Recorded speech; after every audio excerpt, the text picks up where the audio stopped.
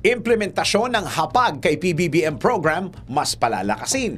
Mas palalakasin ng Department of Agriculture at Department of Interior and Local Government o DILG ang implementasyon ng halina't magtanim ng prutas at gulay, kadiwa ay yaman. Plans for Bountiful Barangays Movement o hapag kay PBBM program.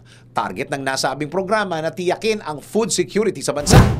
Ano nga ba ang hapag kay PBBM program at paano ito makakaambag sa food security ng Pilipinas? Tara, alamin natin.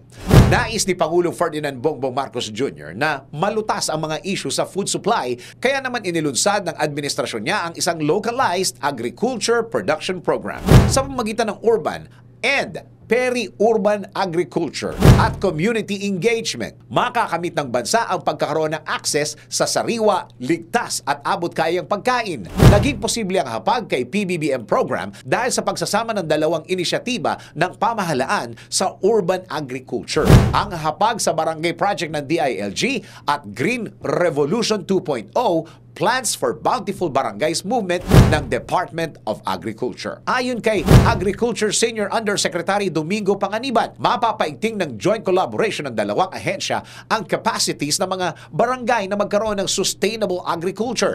Sa ilalim ng hapag kay PBBM program, magbibigay ang Department of Agriculture ng technical assistance, seeds, fertilizers at pesticides bilang tulong sa mga barangay at magsasaka. Palalawigin naman ng DILG ang training at support sa barangay officials sa pagpapatupad ng programa at paghikayat sa kanilang mga residente na lumahok dito.